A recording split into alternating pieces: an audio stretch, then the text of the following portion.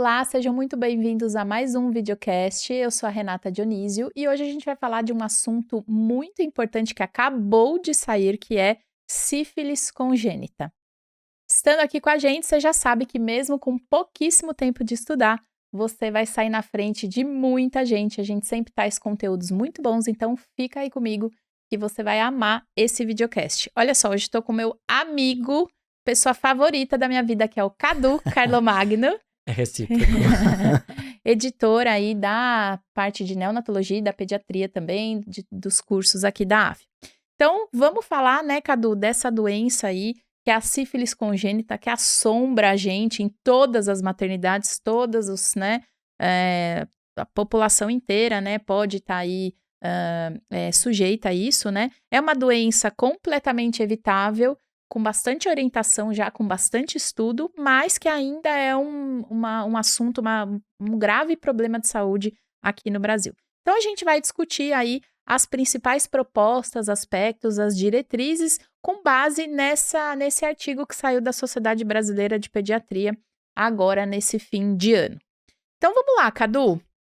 Diga. Por que você acha que a sífilis ainda preocupa tanto pediatras, neonatologistas, enfim, por que a sífilis ainda preocupa a gente enquanto médicos? Muito bem. Bom, primeiro um prazer imenso estar aqui com você, dividindo espaço aqui com os nossos alunos. Esse artigo da Sociedade Brasileira é interessante porque é a primeira vez que a sociedade, de fato, trouxe um documento próprio com esse assunto, que é um assunto de extrema relevância e que até então ele tinha mais dados do Ministério da Saúde do que de qualquer outra instância. E sífilis é um assunto que cai muito em prova e que a gente vê também no dia a dia. E é algo que desde 2014 vem aumentando o número de pacientes que têm sífilis congênita, porque está aumentando nas gestantes, porque está aumentando na população geral. Tanto que eles falam assim, né, que a sífilis tem uma estimativa global aí, estou tirando isso aqui diretamente do artigo, de cerca de 2 milhões de gestações afetadas por ano, com até 1,5 milhão de casos de sífilis congênita mundo afora. Nossa, é muita gente. É muita gente. muita criança com sífilis, Eu acho né? que eu não tinha noção desse número, não. É viu? assustador. Ele é um número assustador. E no Brasil, especificamente, a taxa de detecção de sífilis nas gestantes também está aumentando. E aqui é em torno de 8,2 casos por 1.000 nascidos vivos, com dados já antigos de 2019. E qual que é o grande BO em relação a isso, né? É porque a sífilis é uma doença completamente prevenível. E ela é terrível para o recém-nascido. Ela tem um espectro péssimo, que a gente vai falar aqui, né? E se a gente está vendo aumento no número de casos, é porque está tendo uma falha na prevenção.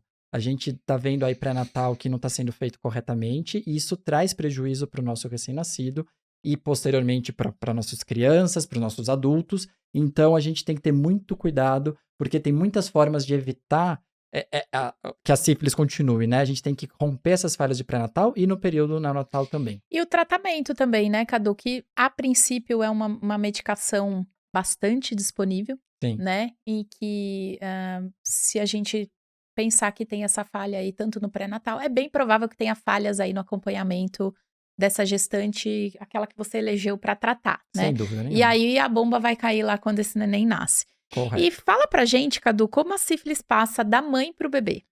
Muito bom. Então, lembrar aí que a transmissão é praticamente por via placentária, seja durante principalmente, né, durante o período da gestação. Raramente vai acontecer no trabalho de parto. É raro a mulher ter uma lesão ativa lá, que seja ela a causa. E até porque também não daria tempo suficiente de infectar o bebê.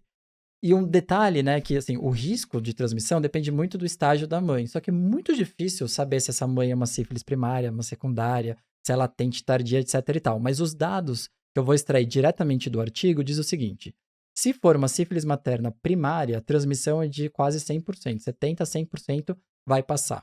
Se for uma sífilis secundária, já cai um pouquinho, mas ainda é alto, 67% a 80%. Só a latente tardia, que é menor do que 10%, mas, de novo, a maioria das vezes nem se sabe, é um achado de exame. As gestantes muitas vezes não têm nenhum sintoma específico que chame a atenção. Mas existem alguns fatores de risco aí que aumentam o risco de transmissão.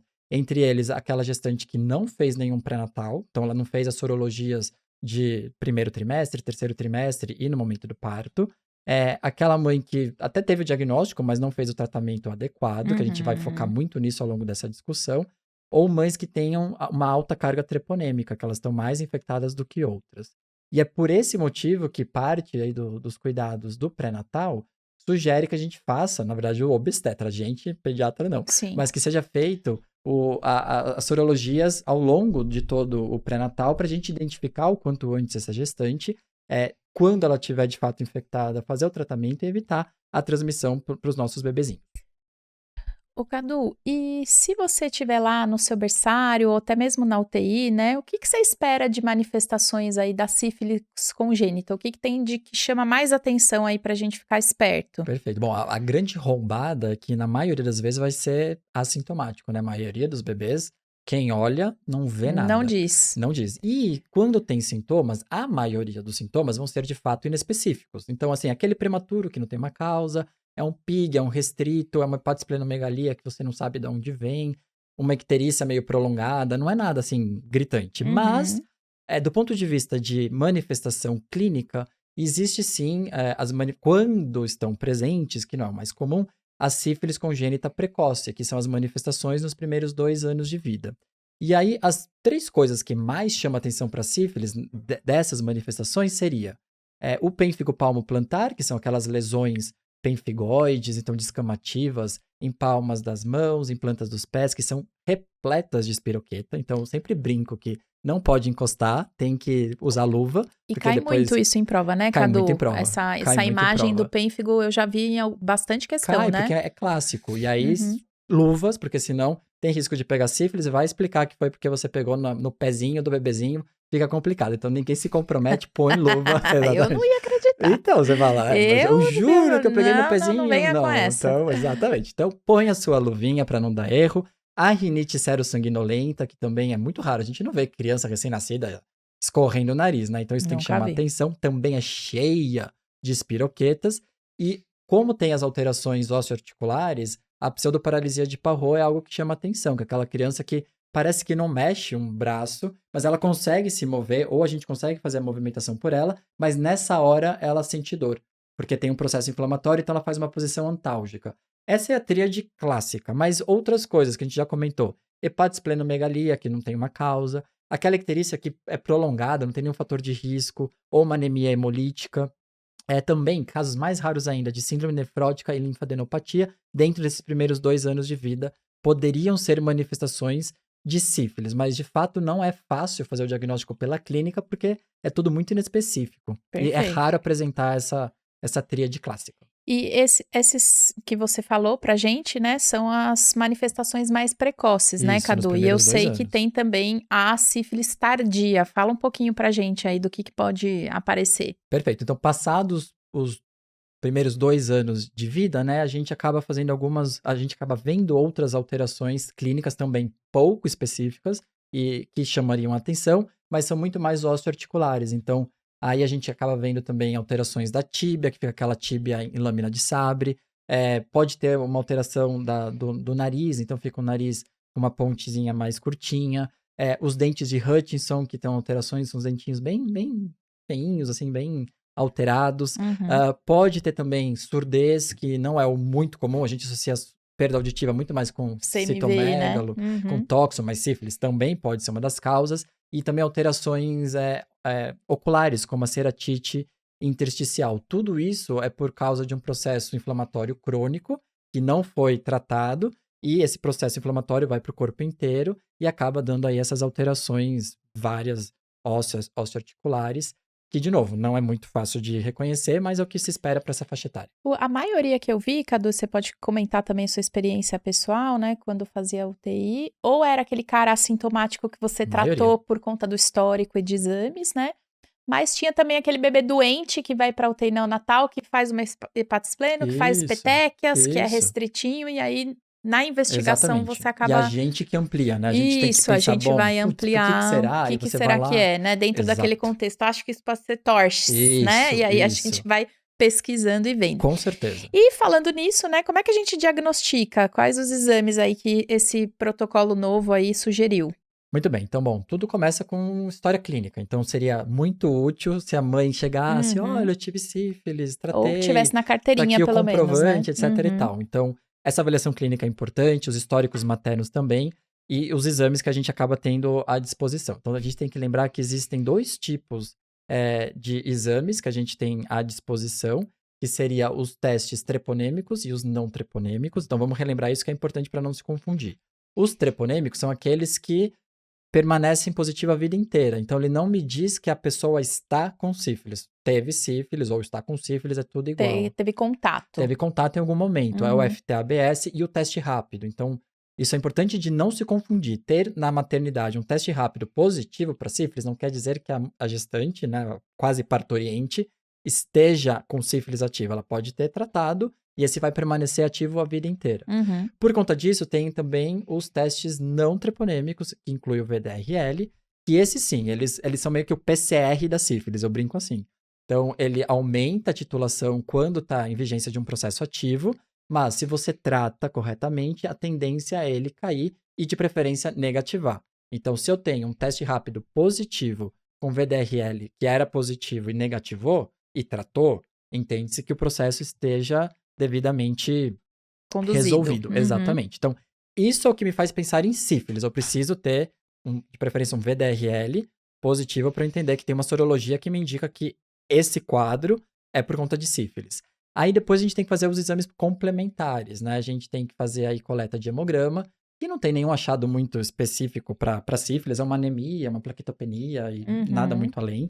A radiografia de ossos longos, que a gente pode ver esses processos inflamatórios, então pode ter aí rarefação óssea, pode ter um realce do periósteo, um alargamento da epífise que fica em formato de taça. Tudo isso pode ser favorável aí de uma infecção ativa. Preciso coletar líquor, e aí os pontos de corte que trazem nesse artigo seria mais de 25 células, mais de 150 miligramas por decilitro de proteína raquia e menor do que 2/3 da glicorraquia e VDRL positivo. Então é importante lembrar de pedir VDRL no sangue e VDRL no líquor para fazer aí a contrapartida se tem ou não Sim. tem neurosífilis. E uma coisa muito, muito, muito importante que a gente não pode esquecer, a gente vai falar um pouquinho do algoritmo, é que eu preciso comparar o VDRL da mãe e do bebê, que deve ser pareado e que nunca, nunca, nunca, nunca é do cordão umbilical. Porque às vezes, eu vou coletar do cordão porque não quero. Não, não dá, porque aí mistura o sangue dos dois, Sim. você não consegue confiar. Então, nenhuma sorologia para nenhuma torche é do cordão umbilical, porque eu posso ter esse fator aí de confusão. Então, é fundamental que seja por punção periférica mesmo. Beleza. Bom, então faz um resumão aqui pra gente, Cadu. RN foi exposto, você, né, detectou ali que ele foi exposto a sífilis congênita. O que você vai pedir pra ele? Fala tópicos aí pra gente Vamos fazer lá. bem direitinho, organizar. Então, para organizar aí as ideias, eu preciso do VDRL sérico ou do teste rápido. Lembrando assim, o teste rápido no bebê não é muito confiável, porque vai refletir o exame materno. Então, Materno. VDRL da criança, pareado com o da mãe. Preciso raio-x de ossos longos, preciso hemograma completo. Eles também recomendam coletar um TGO, TGP, que pode ter aumento das transaminases, mas também muito, muito inespecífico. Pedir a punção lombar com análise do líquor, celularidade, proteínas, VDRL. E também parte, aí não para o diagnóstico de sífilis, mas se eu detectei sífilis, é importante fazer uma avaliação auditiva, um BERA, um Umbera. potencial evocado auditivo, né, de tronco encefálico, e até mesmo avaliação oftalmológica, se possível, senão isso pode ficar para uma fase ambulatorial. Mas Para eu tem que fazer. fazer o fundo de olho de É, qualquer forma, é né? Assim, importante, se sim. possível na maternidade, mas se não, em algum momento ali após o nascimento. Beleza. Isso aí. E aí, como é que eu classifico esse bebê que tem filho de uma mãe com sífilis positiva? Ele sempre eu vou falar que ele é sífilis congênita e ponto? Não, então tem algumas informações que são tiradas aí desse artigo que é importante a gente lembrar, que basicamente é o seguinte: se eu tenho uma criança que tem, por exemplo, um VDRL menor do que o da mãe, então é uma criança que foi exposta a sífilis, mas não é uma criança que tenha tido de fato sífilis congênita. A criança exposta a sífilis, ela pode ter sido adequadamente tratada intraútero por conta do tratamento materno e não ter tido nenhum tipo de complicação, nenhum comprometimento e acabou o assunto aí. Agora, quando eu tenho uma criança cujo VDRL é 2 vezes maior do que o materno, então a classificação é de sífilis congênita. Esse é um bebê que, de fato, ele adquiriu a sífilis, porque a única justificativa dele produzir 2 vezes mais VDRL do que a mãe é porque ele, de fato, foi infectado. E aí a gente tem que diferenciar se ele teve líquor alterado ou não, para dizer se ele teve neurosífilis ou não neurosífilis. E essa diferenciação é quando a gente acaba vendo, de fato, aí o nosso algoritmo. Uma coisa só importante é dizer o seguinte: aquela criança que tem sífilis, não tem sífilis, desculpa, que tem VDRL, mas ele não chega a ser 2 vezes maior do que o da mãe, ele também é considerado como uma criança com baixo risco para sífilis, porque foi o exposto. Então, são as 2 formas que a gente pode falar. Ou ele foi exposto, ou ele tem baixo risco para sífilis. Para dizer que teve sífilis, tem que ser 2 vezes o VDRL. Perfeitamente. Então, olha só, pessoal, se você é aluno AFIA, esse assunto vai continuar e vai chegar no ponto que está todo mundo esperando, que é o algoritmo. E se você não é aluno AFIA, trate de virar aluno AFIA, porque tem muita coisa boa ainda para a gente discutir. Mas para você que não é nosso aluno, o episódio fica por aqui. Espero que vocês tenham gostado. Obrigada, Cadu, pela sua disponibilidade, pelas suas explicações. Prazer imenso. Um beijo para vocês e até a próxima.